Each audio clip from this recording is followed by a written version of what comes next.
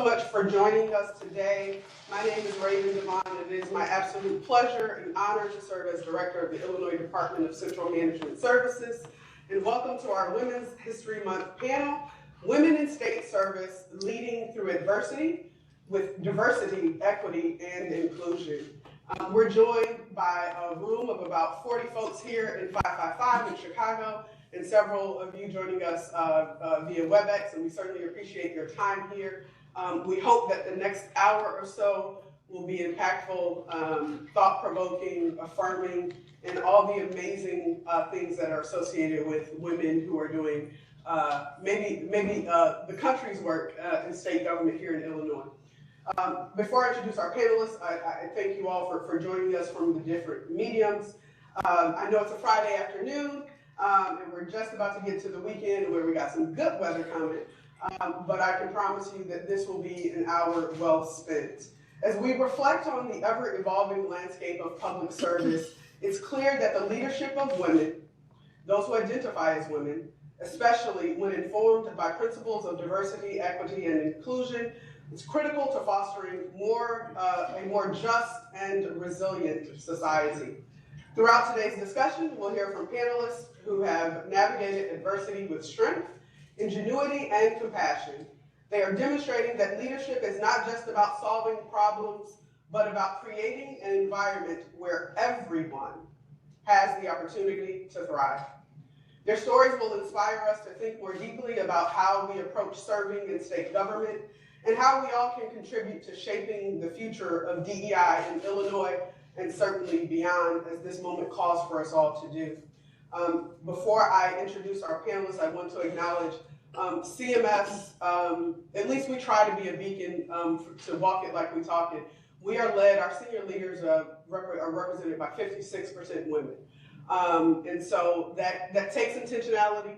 There's also other levels of diversity throughout that. But in every way, we are trying to lead what we are modeling, but also in great support by the men of CMS.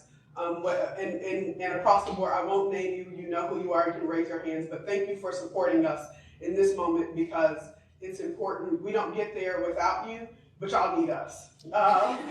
So today, I'd love to introduce this amazingly put together panel. And I also give my thanks. A lot of times I call my colleagues. Sometimes they call me and need things, and I try and deliver, but I don't make a phone call, and the people around the state don't answer, and that means so much because that means our hearts are aligned and reverberating in the ways we're trying to lead. And so to have these folks here with the great depth of knowledge, experience, and perspective is really a great opportunity.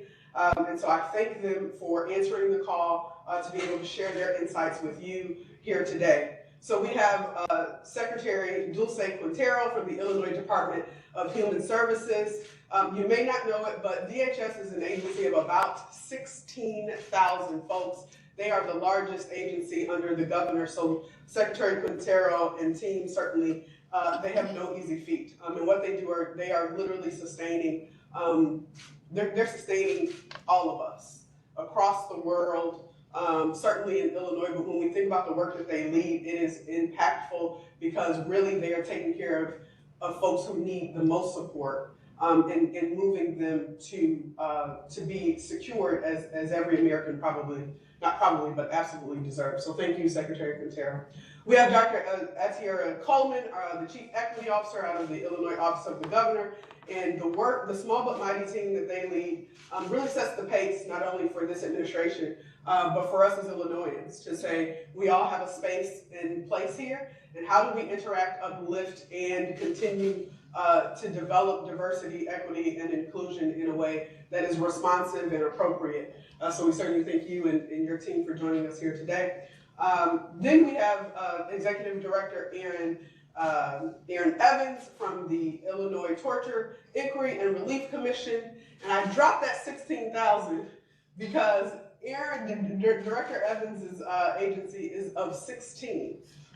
So breadth of the responsibility different, but the import is not is certainly the same because again, Director Evans is leading work to ensure that those of us who have been inappropriately treated, their concerns are elevated and addressed. and most importantly, does not happen again. So thank you for that work.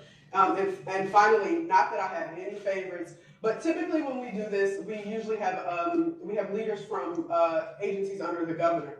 But it will take all of Illinois and certainly all of our constitutionals to get together to make sure we get through this moment.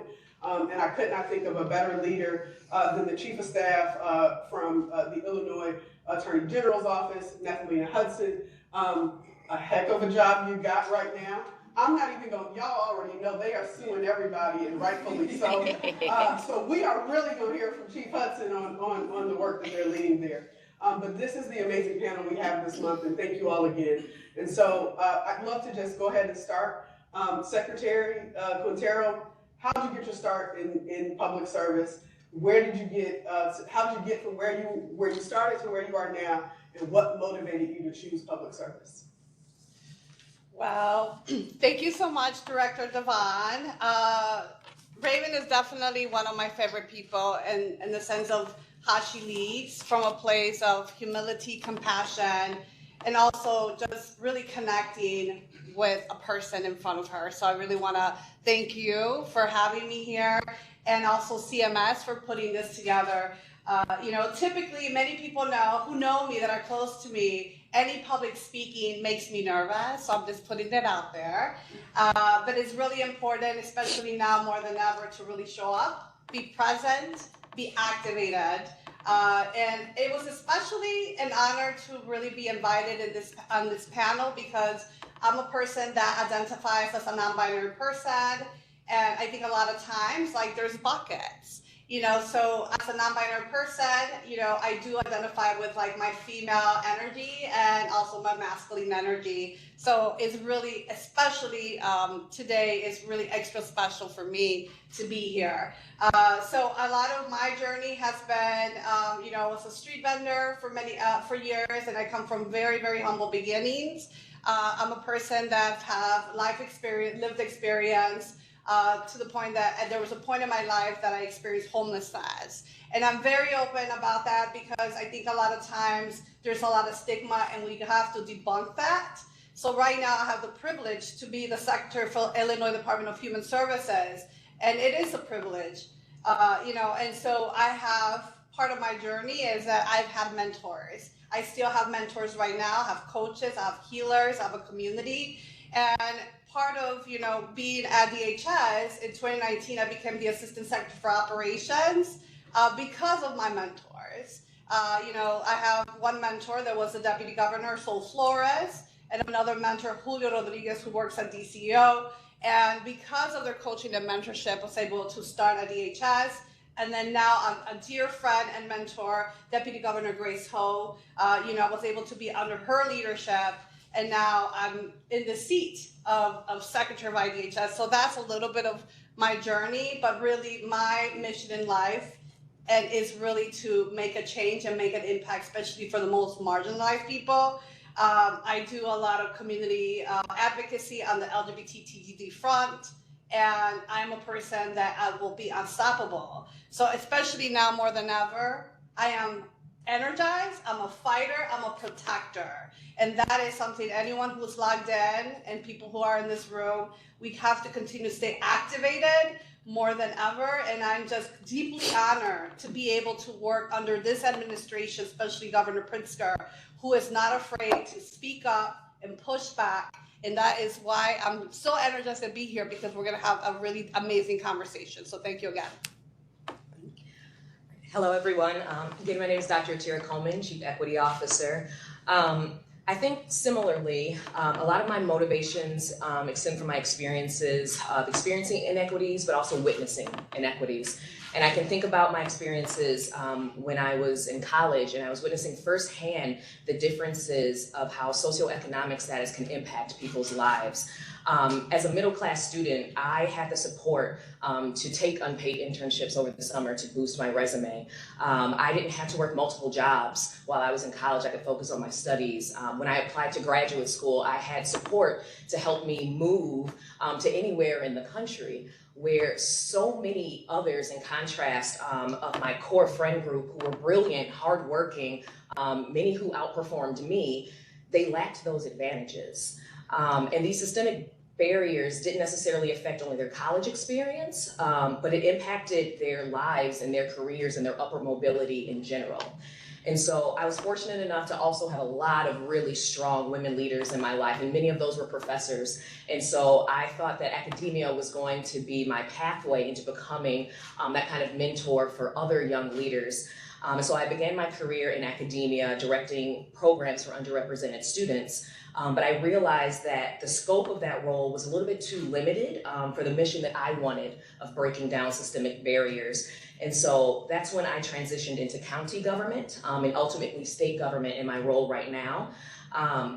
But that really is what DEI is about. It's ensuring equitable access so that everyone has the opportunity to work hard and thrive. And I'm just so grateful to be in a space like this where my impact can span across the state. Well, thank you so much. I'm going to see how this goes. Let me know if you can hear me. Thank you so much, Director DeVaughn, for having me. I'm just so excited and honored to be here. Small Turk here represented. So thank you.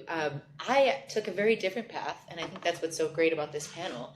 I very much, for the early years of my life as an adult, followed a path that was sort of what I thought other people expected of me. And I went to law school right after college, went working through and went and started work at a law firm in private practice. And I actually am so grateful for many reasons for that experience. It was a privilege. I got great training. I got to work with really exciting clients, who were making headlines. I was well paid, right? And I still felt like something was missing. And I think that's where you find yourself when you follow somebody else's path for you instead of following your own. And I'm going to just share this openly because I think there's a stigma around this too. I left my law firm job. I took 1.5 years off of fun employment. I trained to be a yoga teacher. I traveled the world. I went to Peru and studied mindfulness. And I say that because I think there's a lot of people, especially in my generation, that resonate with this feeling of feeling a little lost and feeling like, aren't I supposed to know? I'm 30, aren't I supposed to know what I'm doing? And I had to get lost before I really felt that call to what I'm really supposed to be doing, which is public service. And I think I always had that hint, in my heart as a kid, but I just didn't have a path carved for me. I had to figure that out for myself. And so 2020, we all remember, was a very big time in the US, especially for police brutality, the very public, protests around George Floyd. And I was getting calls left and right. Again, I'm not working. I'm like, I'm not a lawyer anymore, guys, leave me alone. And I was getting calls left and right from friends who were needing access to information and getting arrested for protesting. And I just felt so helpless. And I had never heard of the Torture Commission. And a friend of mine who I confided in sent me a job posting, which is always how it goes, right? And I took a leap of faith, and I've been with the commission since 2020, and I've been in this leadership role since 2023. And I just think that sometimes the path following that unknown is where we're all supposed to find ourselves. So I'm excited to hear from everyone. Such inspiring stories already. Thank you so much. Thank you, Director, for inviting me. You mentioned that it takes all of us, all of the constitutional officers and everyone in the state to work together. And that sense of collaboration and community is so important, and communication. And so I'm very honored to be here, to be in this space, to share what we're doing, but also to let folks know that we are a resource. The Illinois Attorney General's office partners with CMS and the governor to protect the residents of Illinois. I am originally from Chicago, grew up in Auburn Gresham on the south side. For Chicago folks, I know the next question is, where'd you go to high school? There you go. So I went to St. Francis Sales High School. My first role model was my mother. She was the mom on the block who looked out for all the other kids, and in the morning before I would go to school, she would make breakfast, and then she'd invite other kids to come and have breakfast with me, and she'd make all this bacon. And I was upset because I didn't want to share bacon with anybody else. But she modeled what community, what a safe space would look like. and sharing your gifts and talents with others. And so it was instilled in me at an early age to really use my gifts and talents to help and serve other people. I am first generation college, first generation law student, lawyer, and I benefited tremendously from mentors. I joined the Black Women Lawyers Association back in 2005, and Z. Scott, who's now the president of Chicago State, took me under her wing. And at the time, she was at the U.S. Attorney's Office, and she said, you know what, we need to have prosecutors in the U.S. Attorney's Office who understand discretion and understand what it means when you charge someone and how you're impacting the community. And I think you bring that perspective, and prosecutors have a lot of power, and you need to be at the table. And I was thinking to myself, do you even know me? Like, why I don't want to prosecute people. She said, Nathalina, we need to have people at the table who make decisions. And so I did a lot of things. I clerked for a judge, worked at a law firm, and she's like, you need to apply to the U.S. Attorney's Office. So I applied, and I did not get in. And I want to share that with you because I think people think the first time you apply for stuff is like automatic. And, you know, I've had all these doors open for me. And I had to, you know, I was devastated. Like, oh my God, I didn't get in. But, you know, I was like, I want to go back, you know, and apply. So in the meantime, she's like, you know, it would be great if you got experience serving at the city of Chicago and the Chicago, in the police policy unit. You would be representing the Chicago Police Department. And again, you know, I grew up in a community where there was no officer friendly, right? And so for me to go into that space and really understand that you have to evaluate the facts in front of you, and there are two sides of the story, really prepared me for going to the U.S. Attorney's Office, and really understanding that you have to ask questions. You don't know everything. And so I worked at the city, represented the Chicago Police Department, and then I went to the U.S. Attorney's Office, and I was there for 11 years. I prosecuted drug cases, wiretaps, public corruption, healthcare fraud, all those things, not realizing that those experiences would prepare me to serve with Attorney General Kwame Raoul. And again, when he came into office in 2019, he was looking for someone to lead his criminal division as a deputy attorney general over criminal. I remember meeting with him, and he said, you know what? I want to make a difference in this state, and I want to make sure that we are serving all the residents. And I was just so blown away by his compassion and by the fact that he wanted to make a difference. And he was committed to bringing me in as the first African-American Deputy Attorney General to lead that criminal division. And I came in and I worked from 2019 through December 2020. And he said, hey, I want you to serve as Chief of Staff. And I was thinking to myself, me? I stepped up to the plate. And I'm here, and I'm very grateful to be in this moment. It reminds me of the fact that God prepares you for every moment, and that you are enough. So. Thank you so much. So I love to I always take notes when I'm moderating to hear what everyone has said, and whether or not they said it forwardly or not, was that lived experience. You got to go through something to get to where you got to go. And so it's affirming for me to know, because look, if I went through I don't know how I got here. I just woke up and one day they said, hey, you want to do a lot of work and maybe people don't like you? I'm like, sure, I'll sign up. But you had to, like Dr. Coleman's like, I'm recognizing something's not right here, right? Like Director Evans is saying, my soul wasn't settled with what I was doing, despite what the world thought I should be okay. And you're saying, my mom gave me this example, and I'm like, okay, it never leaves. And Secretary Quintero is like, I am all the things that I've been, and that's why I'm here serving these people, because I know what it is, but most importantly, I know I have a degree in English. I'm gonna say this, I know what I ain't. And that and what it's not. And that is overwhelmingly important when you are leading in these very high stakes spaces, because everything we do is high stakes. We may not see it as that way, but it is. But to settle back and say, I've been been somewhere, and I know I'm where I'm supposed to be, is absolutely overwhelmingly important. I'm going to get back to Protector because y'all said a lot about protectors and mentorships and Activator. I think Activator is going to be my term. That's what I take out of here. But I'm going to go back to Chief Hudson.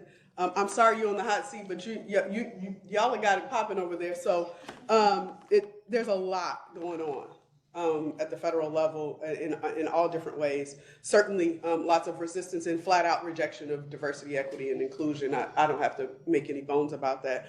So obviously what we've seen in the last 7 weeks looks different than what we've seen probably in the last 50 years, but it's not new.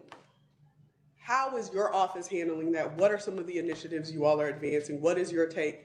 We already know that Attorney General Raoul is going to defend the people of Illinois, but what does that look like from your office's perspective in a more tactical manner? It looks like every single day we are walking into that office with a mission to evaluate the new administration's actions. There are attorneys and staff members who were in the office during the first Trump one, and they will tell you that this feels much different. And what I didn't know before joining the Attorney General's office is that attorney generals across the country work together on litigation. And a lot of times it's bipartisan basis, but sometimes it's the Democratic attorney generals and it's the Republican attorney generals. And what I can tell you is that every day the attorney general is on a call with the Democratic attorney generals, thinking about every single thing that the administration signs, right? And trying to figure out what are we going to do about this? How is it impacting the residents of Illinois? And not only is the Attorney General doing that every single day, but his staff members. So there's the leadership, the AGs, and so you see a lot of the AGs, Tish James, and all these folks are on a call, and I get to sit in on that call and watch them discuss these issues. And then our staff, they're working with other attorney general staffs across the country. And so when we're filing these briefs and amicus briefs and lawsuits, we're doing it with Rhode Island and New York. And, they're taking turns writing the briefs. And we have a very diverse team working on this litigation and at the forefront. And they are very proud of that work. It looks like it's exhausting. But, we're fighting, since January 20th, we have been fighting, to protect federal funding. I can tell you that when I walked in my office, and my phone was ringing, Teams was like, do, do, do, do, do. And like the guy from accounting was on Teams like, Nathalina, they're shutting off federal funding. And so you're leading in a space without a playbook, right? And everybody is nervous and anxious. But one of the great things is that as a state, we came together. There were calls with the governor.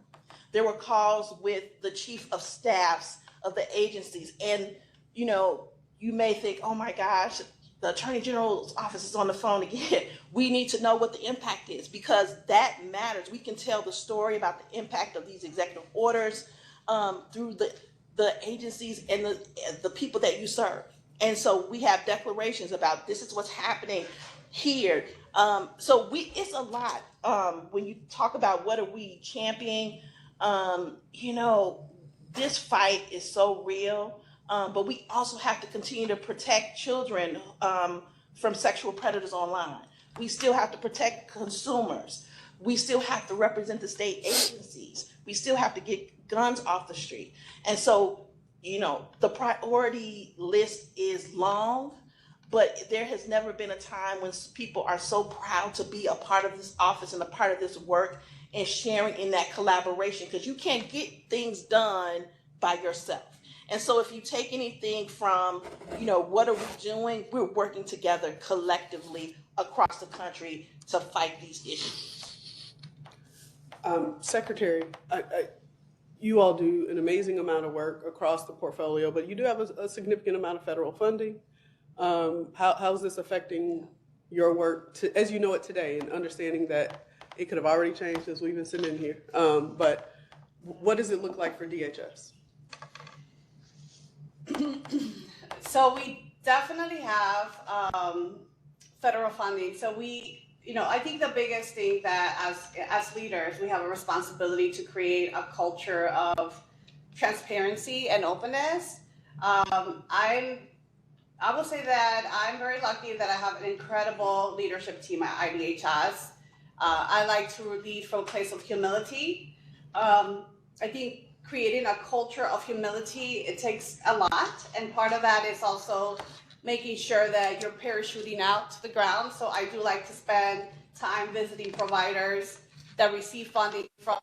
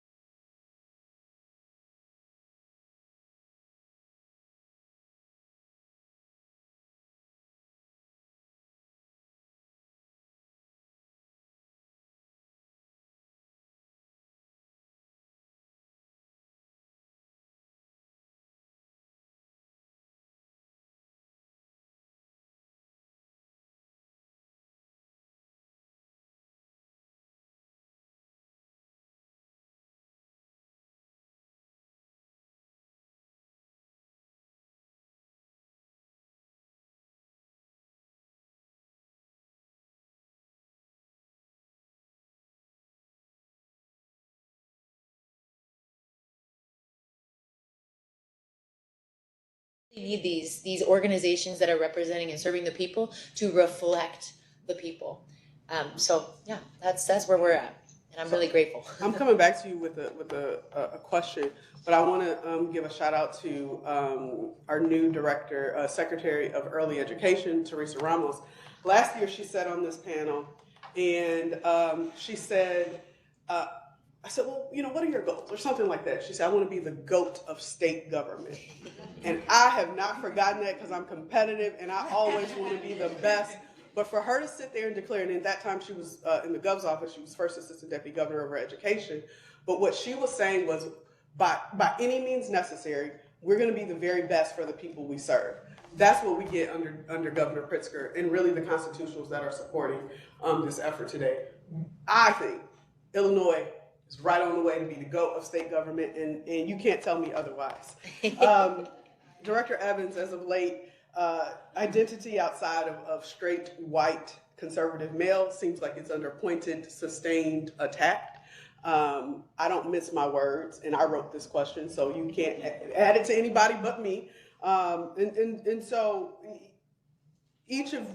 all of us up here represented a diversity in very different ways, whether or not it's gender identity, it's place of birth, it is ethnicity, even the diversity we can't see with how we learn or maybe not. So will you share some of your identities and talk to us about how your identities intersect with your work with the state, and how you protect those identities and that of others who are similarly situated? Thank you, Director DeVaughn. Yeah, I think, I read this question and I could tell that you wrote it, and I love it. It's just powerful. I felt it. I think, when I read this, I thought, well, we're kind of always under attack, right? So who better, to be ready for this? I wish it weren't the case, but I think all of us in any diverse group have always felt that way, because our country and our legal system is so steeped in male privilege and white supremacy. So I just want to say that. But my identities, I am a person in a white body. Maybe obvious, but you never know. And I identify as queer, bisexual. I also identify as gender nonconforming. I identify both as a woman and a non-binary person, which only makes things more complicated, right? For people want to know where to put you, right? And I am just such a fluid person in so many of my identities, in my sexuality, in my gender expression. And again, I feel like this position, this opportunity to work for the state could not have come at a better time, because I'll tell you what, 10 years ago, I was working as a lawyer. I was not out and proud. I came up in a rural adjacent place in Michigan, and nobody was out in high school.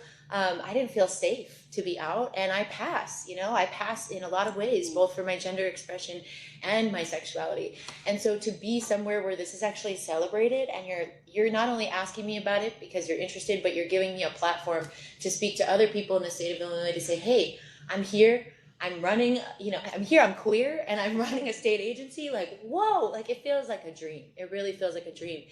And growing up with those identities, there is a part of you that feels like, well, if only people knew, this about me, then they wouldn't accept me, because there's these invisible parts of us. And so I think one of my duties, especially as a bisexual queer person, is to kind of you're always kind of coming out, because people may make assumptions about you when they see you and they speak with you and they talk to you and they work with you. And it doesn't I don't think sexual orientation really does affect my work. But what it does affect is my relationship with myself. And if I can accept the whole of my identities and the whole of my being, I am in a position to let every single person that works for me show up as their whole self. We always say, all of you is welcome here. And I know that because I didn't used to be welcome in my own body, and now I am. And so speaking it, out loud is really important for me. And as a leader, you mentioned, Secretary Quintero mentioned humility. I want to bring that humility, and I also want to bring that authenticity to what I'm doing, because I don't always have it figured out. But if I can be myself with my staff and right here with all of you, then my staff can be themselves. And that's when we can let our guards down and really get the work done, without fear of how we're going to be perceived, because that's just too much work. So thank you for the question. If anyone else wants to answer. I can answer. I think similarly, I think my identities identify as a Black queer woman.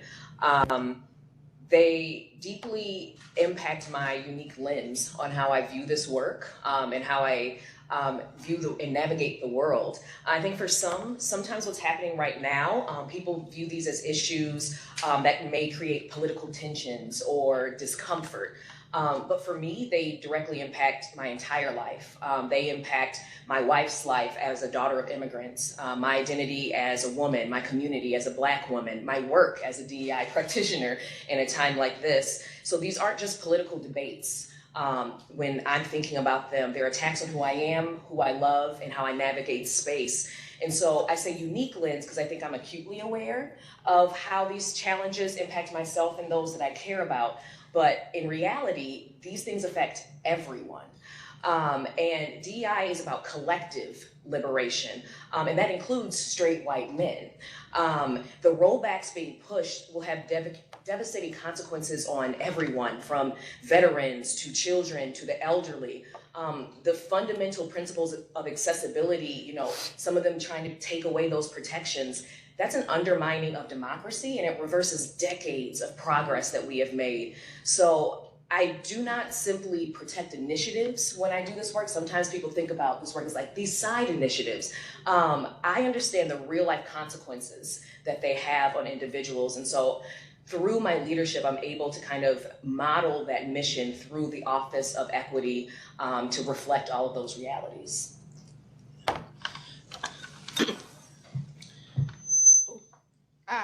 So I'm an African American woman. Okay. I'm an African American woman, and I have been in spaces where I haven't always felt included. And knowing the rules of the road, knowing the unofficial small p politics, and sort of being on the outside of circles. And I think because of that, and those experiences, I've always tried to lead with the mindset of inclusion and equity. And what that looks like is me tapping folks on the shoulder saying, you should sign up for this. You should think about moving to this particular team. It looks like someone will move at my suggestion and sort of be in shock in the space, like, oh my God, I don't know, this is hard. And I'm like laughing because I'm like, you got to do the work. I see this in you, but it's okay, and you're gonna be fine, and they're fine, right? But it looks like advocating for employee resource groups in our office. We started them in 2022 after sort of coming back from COVID. And we have 23 of them, and they're spanned the ethnic employee resource groups, African American, Hispanic. We've got Muslim, Asian. We've got a Jewish ERG, a knitting ERG, infertility, grief. You have a Cardinals club though, because they're starting a Cardinals club now in CMS, and I'm not with it as a Chicagoan, but I thought you were talking about the birds. No, So did I.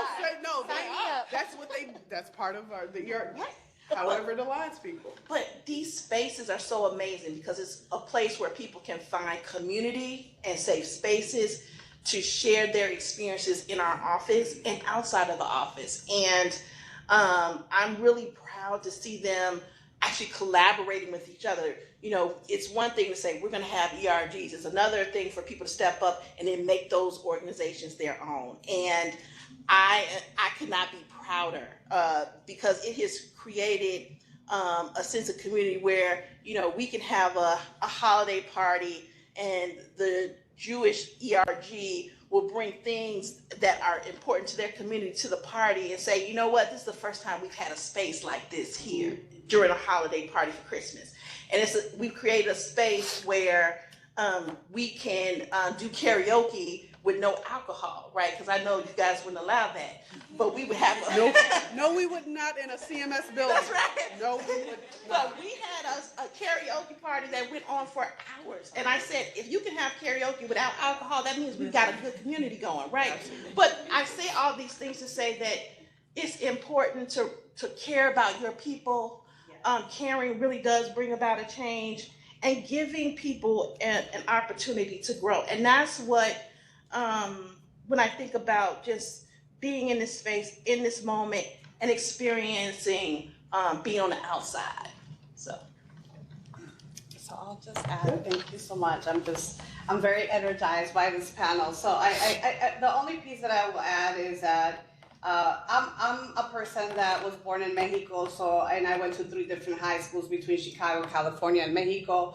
So I've had to adapt and get to know. And so for me, naturally, I like to build connections, and relationships that are authentic are really, really important, because I had to move around, and my parents were farm workers, so there was a lot of traveling involved. But I think when it comes to identities as well, I think I'm very open about my queer identity, my gender identity, but I also have I'm a disabled person, so I'm very I'm slowly learning around communicating about the invisible disabilities, because I have lupus, I have autoimmune diseases, and there are times that I have flare-ups, and I have to lean and be very open with my team, and so also learning how to have other people support. But I think the other piece that I'll share this here, because I don't know who's tuned in, but when I moved into this role as secretary, as you mentioned, Director DeVaughn, one of the largest state agencies,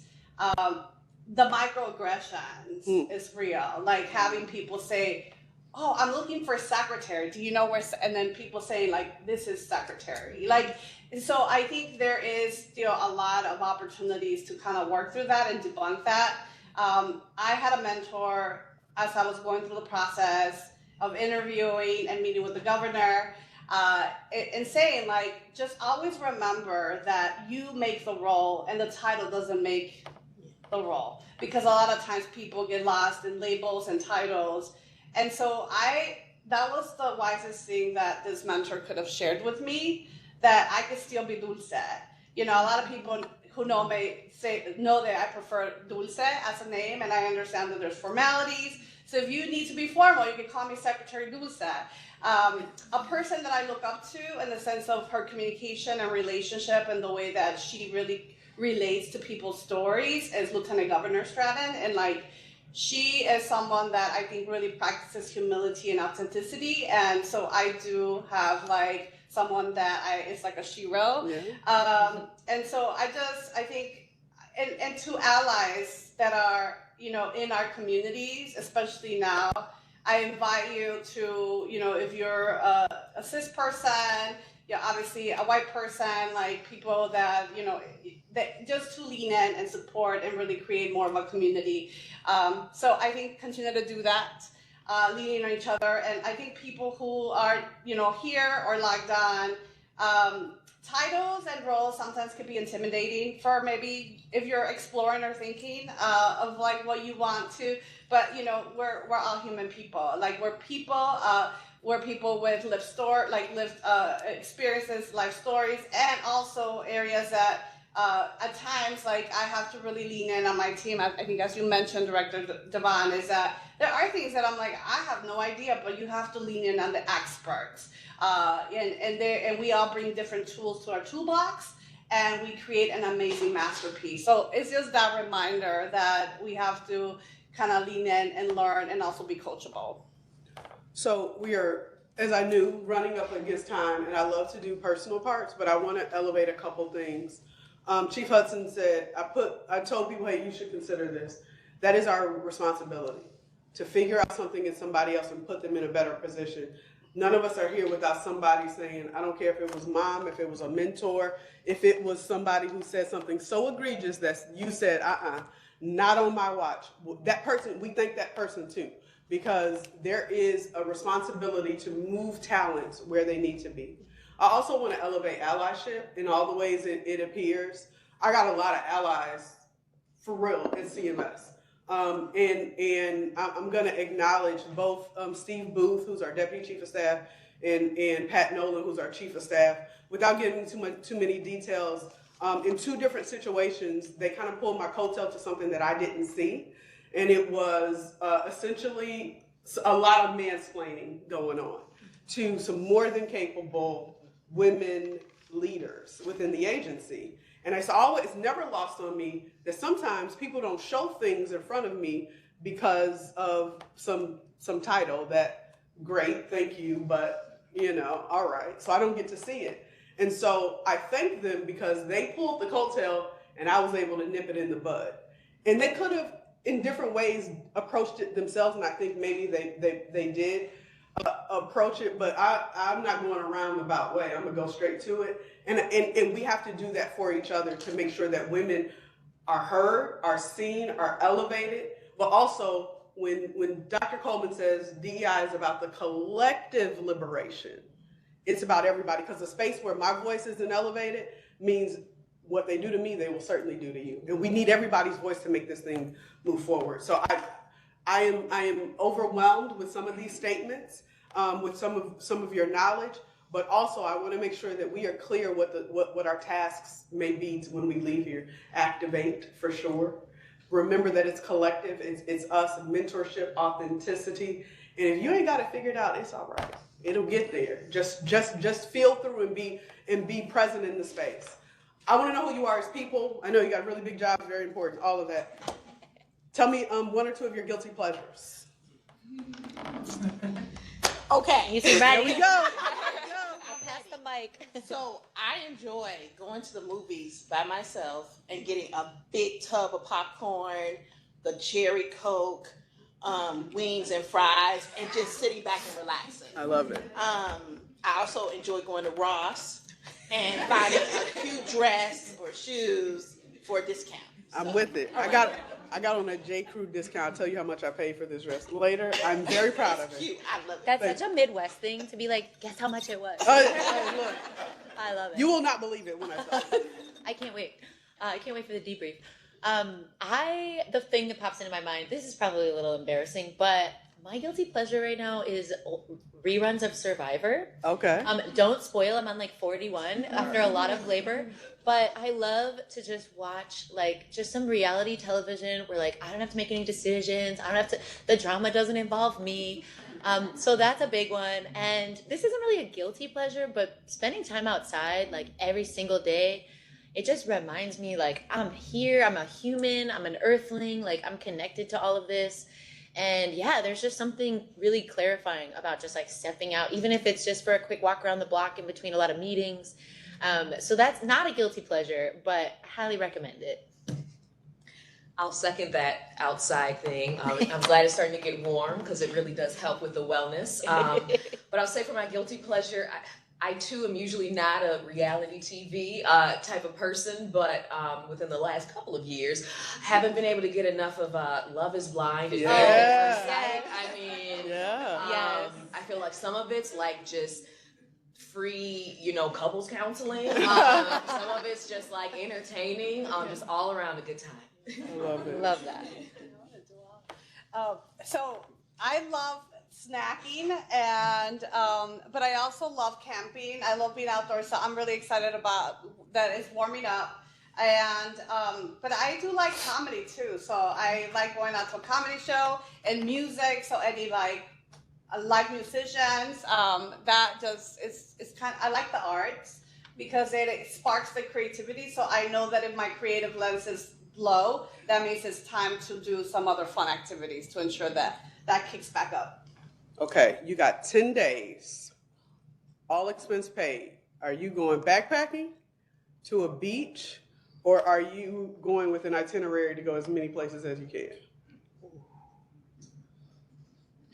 Backpacking. The beach. I'm adding an option because I really need a ski trip, so I'm gonna go skiing. Okay. I'm gonna go skiing. That's like backpack, you gotta have some Yeah. in there. It's the beach for me. We can hang out together. Yeah. I'm gonna agree with that beach situation, because sometimes backpacking and other things feel like too much like work. My almost final question, I'm trying to be respectful of time. Oh, we got 7 minutes. Okay, I got it. Yeah, and my things, I don't have to leave, so. Okay, Yeah, great. thanks, just following up. So I'm gonna ask 2 more questions and then maybe we can open it up.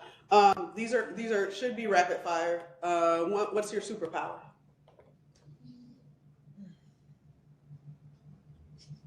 I'm a visionary. Like, I love to try new things. I'm not afraid to say, let's build a castle, right?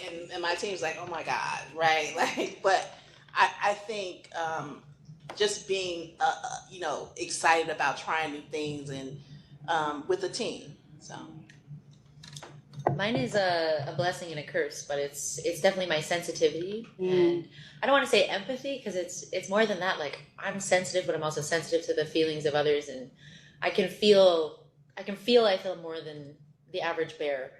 But it's also, you got to figure out how to zip that up and get things done. Mine is very similar. I should have gone first. But yeah, I said I'm just highly attuned to other people's emotions, which can be very exhausting. But in this line of work, where sometimes I have to disarm in order to have a productive conversation and get through, it's useful in order of having different approaches in real time so that we can be on the same page in our conversations. I will say that I'm really, because I mentioned earlier that I really like building the relationship with people. So I could really bring a group of people with different superpowers and co-design really complex. So I would say that comes very naturally. My operations brain never shuts down. I always have a level of foresight.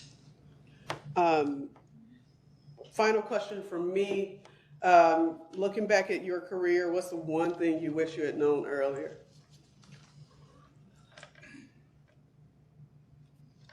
Oh, go ahead. No, I'm not ready. Tell you, that you have to chart your own course. I think because I'm a giving person and I'm always thinking about other people, I assumed in different spaces that people will be thinking about me like, hey, Nathalina should get on a trial. No, you need to be thinking about how can I get on a trial, and also that you're enough and that speaking up for yourself, it matters, and others, but you definitely take ownership of where you are, and don't let the no's box you in. And when people say you can't do X, think about how I'm going to turn this, lemon into lemonade and make this work for me. Mm-hmm. So.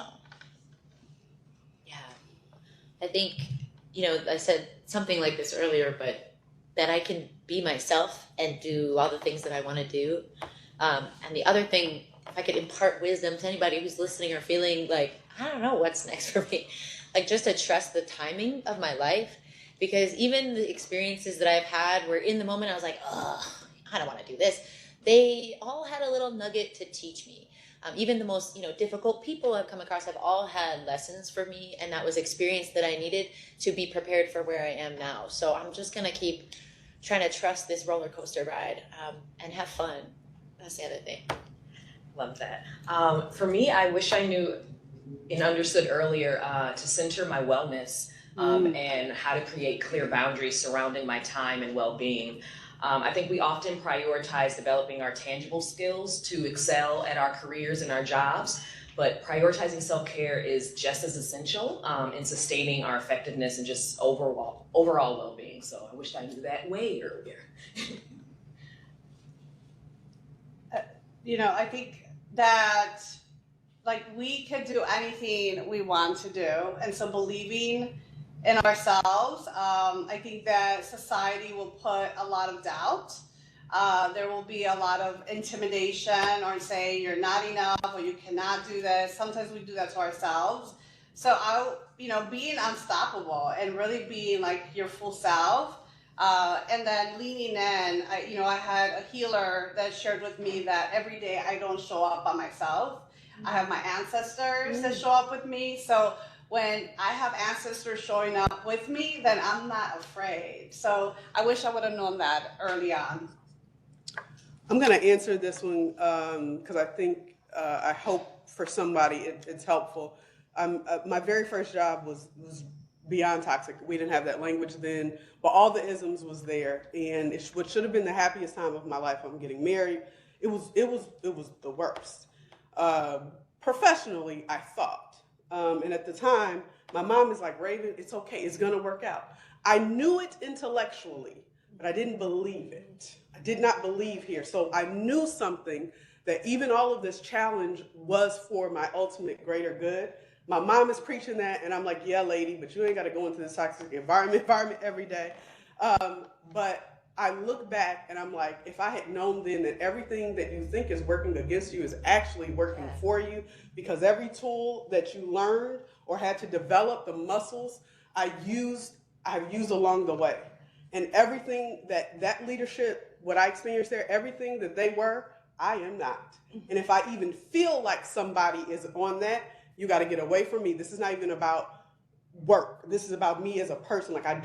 So for me to develop that muscle so young in my career has served me in so many ways. So what I thought was working against me has absolutely laid the foundation for the future.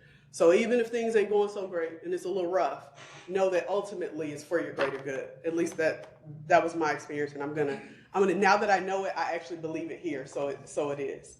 I know we're coming up on time, but do we have any questions? We have 2 questions online. And before I say that, I want to just let you guys know we had great participation online at the max 80. Our WebEx camera went out temporarily and dropped us down, but we still have 65 on. The first question. And who are you? I'm sorry. I am Mikasa Johnson with CMS, the program manager for the African Descent Citizen Reparation Commission. And I also assist with public affairs, project management, program management overall for CMS. The first question we have is, what key obstacles do you find prevent achievement within DEI, and what is needed to overcome them?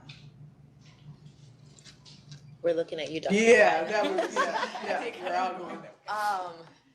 Well, there's a lot of obstacles, but I will say that the top 2 that I usually talk about are fear of change and the emotions that come across with this work sometimes. And so, to not go over too time, because I could talk for hours about this, but when we look at research that looks at the emotional stages that people go through with organizational change, not even related to DEI, the beginning of that mimics grief.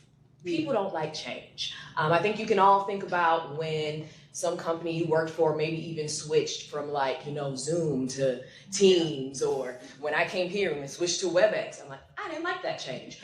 But then you add the emotions that come along with talking about diversity, equity, and inclusion. And some people come to this work with fear of saying the wrong thing, fear of inadvertently offending someone. But also there was research done on what makes people feel the most vulnerable in their lives. And the top on that list, number 3 on that list, was talking about race at work makes people feel extremely vulnerable. And so I think sometimes people handle DEI work like all other work. And in all other work, when you do a great job, people like you for it. Mm-hmm.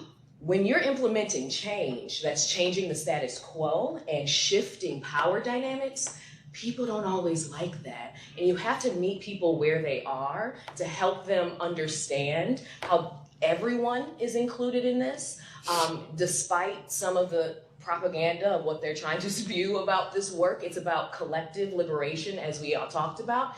So I think the challenges are that we all have other jobs outside of this. Well, I don't. This is my main job. But for many of us, we all have other jobs where we're still trying to center equity. And this work, because it's emotional, it takes time, it takes care, it takes creating space, not just one-offs, but continuous cadence of talking about this so that we can all learn together to kind of build that collective liberation. Awesome. The other question I'm going to read verbatim. I believe it piggybacks off of what you were just speaking about. Another centered around DEI. The question says, "What is the best way for a white dude to explain to other white dudes what DEI really is? It seems that many of my teammates build their opinions based off of right-wing outlets. What can I tell them about DEI and what it really is compared to what they're hearing?" Thank you for that question. Yeah. Legit. Thank you. I'm going to take a shot at this one. So there's a story, and you've probably heard this a million times. There's a story that I always think of that sticks in my mind with diversity and why it's important, right? We can say that all day. Back in the day, Chevrolet, I'm from Michigan, so it's auto industry through and through. Back in the day, Chevy released the Chevy Nova, and they thought, we're doing really well with US sales. We're going to, I see some nods, you guys know this story. They said, they thought they were killing it. They're like, we're going to launch this to Latin America. They did not have a single Latin American person or Spanish speaker in that room when they made that decision. And they blasted the Chevy Nova all over Latin America, and it didn't work. Nobody wanted to buy it because Nova in Spanish translates to Nova. It doesn't go. It doesn't work. And that is the example I keep coming back to, where it's like diversity is not a tokenizing. It is not a numbers on a chart. We need more perspectives in the room so we can make informed decisions about the populations that we're serving. And so that is why these agencies and all over, if you are serving a population that is more than just white dudes, you need other people in the room so that you don't make easy to identify mistakes that anybody who spoke Spanish could have identified that, and they could have been way more successful. And they felt that in their numbers, they lost a lot of money on that. And that sometimes you have to hit people where it hurts. Diversity is good business. Having diverse voices in the room makes for a better room. It makes for better work to be done. It's not about checking boxes. So it has so much value. And that is how you, my friend, are going to get all the white dudes on board, because that's where, when you got the numbers to back it up, we can get everybody on board. So that's the story that comes to mind. All right. So certainly we went over a little bit, and I appreciate it, but I think it was worthwhile. I definitely want to acknowledge the CMS team who takes all of my crazy ideas and puts them together. We have Cynthia Johnson, who leads our IOCI, and the amazing photographer. You all don't see them on the camera, but they're back here making sure sound is okay. We've got great videographers and sound folks. Mikasa Johnson, who just steps into all the things. Steve Booth, who was also on the committee. And I want to also acknowledge our amazing Assistant Director, Andre Williams, who came up from Springfield, because that's how important women are to him, to make sure he's supportive. And then the various CMS staffers here, we certainly appreciate it. None of this happens without the amazing work of CMS. Whatever you think about me, I don't mind. Just know that CMS is where great work is being done. These folks are impassioned, they are empowered, they are experienced, and they believe that we will get through this together. They're working their butts off for everyone at the state. So certainly appreciate your time. Thank you to the esteemed panelists. We got to activate, collective liberation, mentor, be authentic. What else we got? Champion people. Collaboration, you name it. There will be, I think, a recording available, and we'll make sure that we post that. Thank you so much. Have a good Friday afternoon.